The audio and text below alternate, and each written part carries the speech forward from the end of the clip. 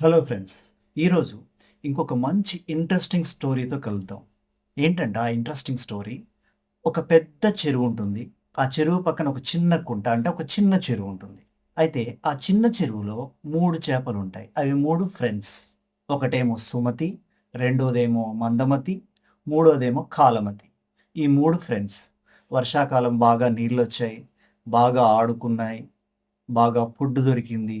So, సరదాగా గడిపేశాయి. అయితే ఇంకా వర్షాకాలం అయిపోయింది. ఆ తర్వాతకి ఎండాకాలం కూడా వచ్చే సందర్భం. ఎండాకాలానికి ముందు. అయితే కొన్ని కొన్ని నీళ్లు తగ్గుతూ ఉన్నాయి ఆ చిన్న చెరువులో. అప్పుడు ఈ సుమతి అనే చేప ఏం చేసిందంటే మిగతా రెండిటి దగ్గరికెళ్ళి, ఈ చెరువులో గనక మనం ఉంటే నెక్స్ట్ ఎండాకాలం వచ్చేసరికి ఈ నీళ్ళన్నీ ఎండిపోవచ్చు. దానివల్ల మన లైఫ్ ప్రమాదంలో పడుతుంది కాబట్టి, మనం ఆ పెద్ద చెరువులోకెళ్ళిపోదాం.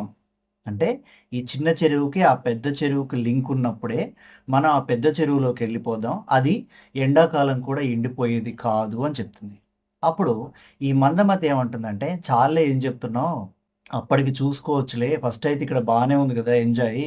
ముందైతే ఆ టైం వచ్చినప్పుడు చూసుకోవచ్చులే అని కొట్టి పారేస్తుంది. అయితే ఈ కాలమతి ఏం చేస్తుందంటే మందమతి మాటిని మందమతితోనే ఉంటుంది. సుమతి సర్లే మీ పని మీరు చూసుకోండి.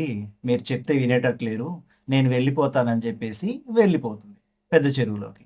మిగతా 2 నవ్వుకుంటాయి. దీనికి మరీ భయం ఎక్కువ. అన్నిటికి కంగారు పడిపోతుంది. తర్వాత ఇంకా కొద్దిగా ఎండలు పెరుగుతూ ఎండాకాలం వచ్చేసరికి ఆ 2 చెరువుల మధ్యున్న లింక్ కాస్త కట్ అయిపోతుంది. ఈ చిన్న చెరువులో నీళ్లు మొత్తం ఎండిపోసాగాయి.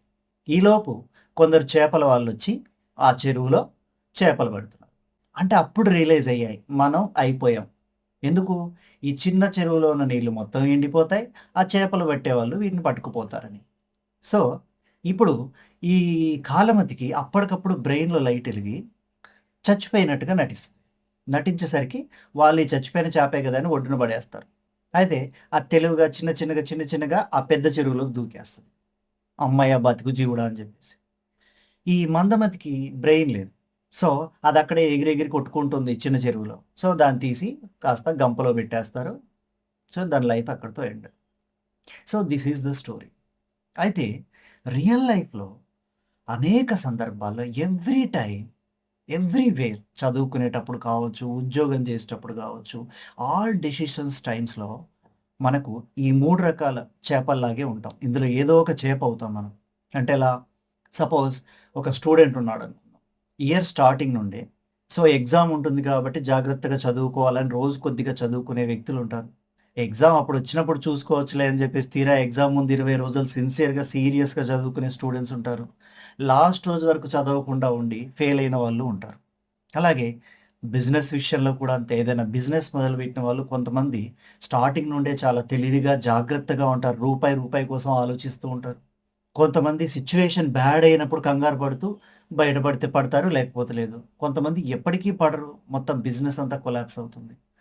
సో, జీవితంలో కూడా అంటే బంధాల్లో ఫ్రెండ్స్ మధ్య కావచ్చు, ఫ్యామిలీస్ మధ్య కావచ్చు, వైఫ్ అండ్ హస్బెండ్ మధ్య కావచ్చు, ఆల్ రిలేషన్‌షిప్స్‌లో కూడా ఈ 3 రకాల పీపులే ఉంటారు. అంటే ముందు నుండే జాగ్రత్తగా ఆ బంధాన్ని కాపాడుకునేవాళ్ళు. సో, తప్పు జరిగినప్పుడు, మిస్టేక్ జరిగినప్పుడు సారీ చెప్పేవాళ్ళు. సో, ఏం జరిగినా కూడా వదిలేసి లాస్ట్‌కి ఎవరూ లేకుండా పోయేవాళ్ళు. మనం ఎవరిగా ఉండాలనుకుంటున్నాం? అంటే మీరు సుమతిలా ఉండాలనుకుంటున్నారా? కాలమతిలా ఉండాలనుకుంటున్నారా? మందమతిలా ఉండాలనుకుంటున్నారా? ఇట్ ఈస్ మీ విష్ అది.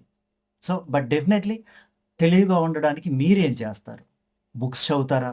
తెలివిగల వాళ్ళ పక్కనుంటారా? ఎవరైనా చెప్పే వాళ్ళ మాటలు వింటారా తెలివిగల వాళ్ళయి? నేర్చుకుంటారా? సో, ఇదంతా మన లైఫ్‌లో మన ఓన్ డెసిషన్. మరొక స్టోరీతో, మరొక వీడియోతో ఇంకో చోట కలుద్దాం. ఈ వీడియో నచ్చితే లైక్ చేయండి, షేర్ చేయండి. మా యూట్యూబ్ ఛానెల్ సబ్స్క్రైబ్ చేసుకోండి. Thank you.